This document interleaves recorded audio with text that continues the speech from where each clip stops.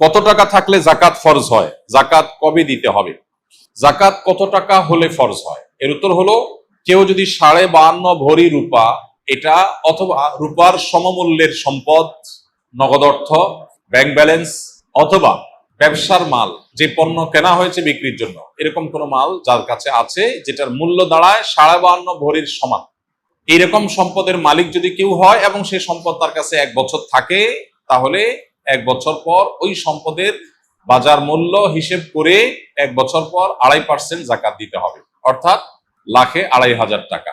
এভাবে হিসাব করে তাকে জাকাত দিতে হবে।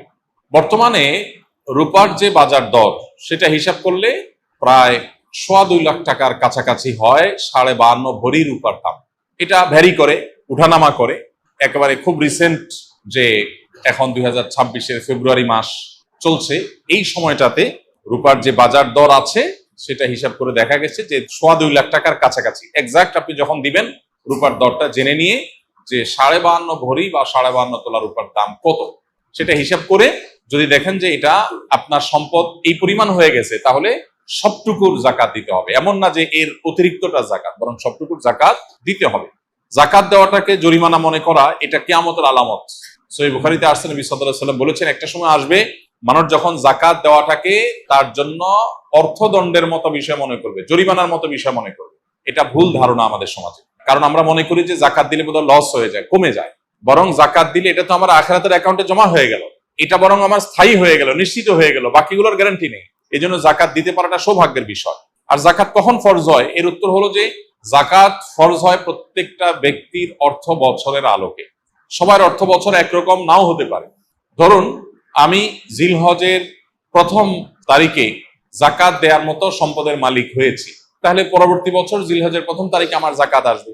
কেউ যদি মুহররম মাসে জাকাত দেওয়ার মতো সম্পদের মালিক হয়ে থাকে, তাহলে 1 বছর পর মুহররম মাসে তার জাকাত তার উপরে বর্তাবে। তো জাকাত বর্ষ এটা নির্ভর করে ব্যক্তি কখন সম্পদের মালিকানা আসছে তার উপরে। এখন কেউ যদি জাকাত দেওয়ার সুবিধার্থে, হিসাব করার সুবিধার্থে সে যদি একটু আগে দিয়ে দেয়, ধরা যাক যে আমার জিলহজে আসে, আমি রমজানে দিয়ে দিলাম হিসাব করে, কোনো অসুবিধা নেই, জাকাত অগ্রিম দেওয়া যায়। যে প্রতি বছর আমি রমজানে দিলাম, সমস্যা নেই। আমাদের সমাজে অনেকে মনে করে রমজান মাসেই জাকাত দিতে হয়, জাকাত রমজান মাসেই শুধু দিতে হয়, এমন কোনো কথা নেই। তবে এটা ঠিক, রমজান মাস আমলের মাস, সওয়াবের মাস, এই মাসে আমরা বেশি বেশি সওয়াব হাসিল করার চেষ্টা করবো ইনশাআল্লাহ বিইذনিল্লাহ। সেই জায়গা থেকে আমরা নফল দান, অন্যান্য সাদাকা করব, এবং বিশেষভাবে যদি জাকাত দেওয়ার চেষ্টা করি ইনশাআল্লাহ, সেটাও আল্লাহ তাআলার কাছে আমরা বিশেষ আজরের আশা করতে পারি। আমি কোর্ট ম্যারেজ করে বিয়ে করেছি, 3 বছর হলো এবং একটি সন্তানও আছে। ফ্যামিলির সম্মতিতে আবার মহরও ধার্য হয়েছে গর্ভের সন্তান থাকা অবস্থায়। এখন সম্পর্কটি হারাম নাকি হালাল? এই ধরনের প্রশ্ন উত্তরে আমরা বলে থাকি যে কোনো আলেমের সাথে সরাসরি সাক্ষাৎ করে শরণাপন্ন হয়ে তারপর উত্তর নেওয়ার চেষ্টা করবেন। কারণ এখানে থটগত একটা গুরুত্বপূর্ণ বিষয় আছে, যেটার উপর ভিত্তি করে মাসআলার উত্তর পরিবর্তন হয়ে যেতে পারে। তবে মৌলিকভাবে আমরা বলে রাখতে পারি, সেটা হলো কোর্ট ম্যারেজ বলেন আর যে নামই বলেন, শরিয়াতে বিয়ের জন্য, বিশুদ্ধ হওয়ার জন্য যা যা শর্ত আরোপ করেছে তা যদি পাওয়া যায় তাহলে বিয়ে হয়ে যাবে। কোর্ট ম্যারেজে অনেক সময় দেখা যায় প্রস্তাব বা সম্মতি, মৌখিক প্রস্তাব বা মৌখিক সম্মতি থাকে না। শুধুমাত্র কাবিননামাতে স্বামীর ঘরে ছেলের নাম, স্ত্রীর ঘরে মেয়ের নাম, আর দুজনের স্বাক্ষর নেওয়া হয় এবং দুজন সাক্ষীর স্বাক্ষর নেওয়া হয়। এইটুকু বিবাহ বিশুদ্ধ হওয়ার জন্য যথেষ্ট না। শরিয়া দৃষ্টিকোণ থেকে বিবাহ বিশুদ্ধ হওয়ার জন্য উভয় পক্ষ থেকে প্রস্তাব এবং সম্মতি থাকতে হবে স্পষ্ট। কেউ যদি বোবা হন, মুখে উচ্চারণ করতে না পারেন, তাহলে তিনি মাথা নেড়ে ইশারায় তিনি অন্তত সম্মতি প্রকাশ করবেন। আর তা না হলে মুখে আমি প্রস্তাব করলাম, আমি কবুল করলাম, গ্রহণ করলাম, এরকম কথা দুজন সাক্ষী শুনতে হবে, তাহলে বিয়ে বিশুদ্ধ হবে। অতএব বিবাহ বিশুদ্ধের জন্য দুজন সাক্ষী উপস্থিত ছিলেন কিনা, তারপরে তারা এই প্রস্তাব এবং সম্মতির কথা শুনতে পেয়েছেন কিনা, সাক্ষীদের উপস্থিতি এবং প্রস্তাব সম্মতি এটা একই মজলিসে, একই বৈঠকে হয়েছে কিনা, এই বিষয়গুলো গুরুত্বপূর্ণ। এগুলো যদি হয়ে যায়, মহর যদি ধার্য কোনো কারণে নাও হয়, পরে ধার্য হয়ে যায়, বা অটোমেটিক যে মহরে মিছিল বলা হয় সেটা ধার্য হয়ে যায়, তাতেও বিয়ে হয়ে যায়। কিন্তু বিয়ের গুরুত্বপূর্ণ বিষয় হলো এই জিনিসটা। অতএব এটা কতটা হয়েছে না হয়েছে অনেকখানি প্রশ্ন উত্তরের উপর অনেক সময় নির্ভর করে।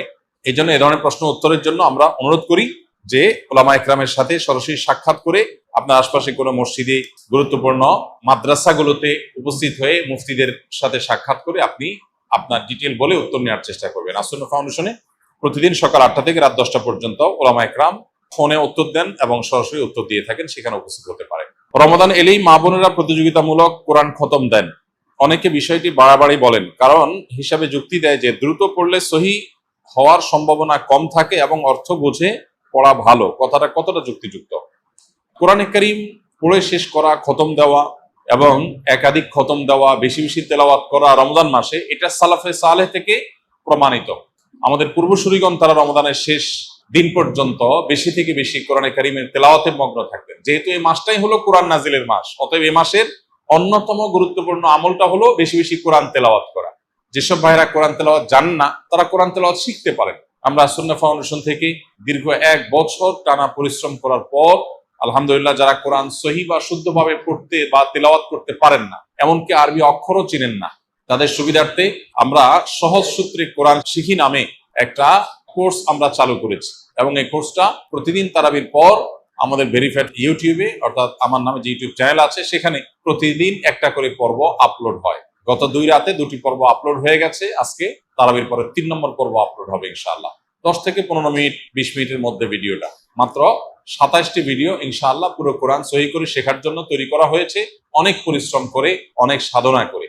অতএব যারা সময় আছে তারা সেই ভিডিও ফলো করতে পারি, অথবা অন্য কোনো উপায়ে কোরআন সহি করে পড়বো। আর যাদের তেলাওয়াত সহি আছে তারা বেশি বেশি পড়বো। এখন কথা হলো, প্রতিযোগিতামূলক ভাবে বেশি বেশি করে কোরআন খতম দিলে সেটা ভালো কিনা? উত্তর হলো অবশ্যই ভালো, তবে তার কোয়ালিটি যেন ঠিক থাকে। এটা ঠিক যে তাড়াহুড়া করতে গিয়ে কোয়ালিটি নষ্ট করে অনেক পরিমাণে তেলাওয়াত করার চাইতে কোয়ালিটি ঠিক রেখে আপনি সাধ্য অনুযায়ী তেলাওয়াত করা ভালো। দেখা যায় অনেকে হুলস্থুল করে কোরআন তেলাওয়াত করেন, কি পড়েন নিজেও বোঝেন না। খতম দেওয়া উদ্দেশ্য হয়, এই খতমটা অর্থবহ না। আল্লাহ তাআলা আমাদের আমলকে মাপবেন, আল্লাহ আমলকে গুনবেন না। কিয়ামতের দিন আমল গণা হবে না মাপা হবে? মাপা হবে। অতএব আমাদের আমলের কোয়ান্টিটি না, দেখতে হবে কি?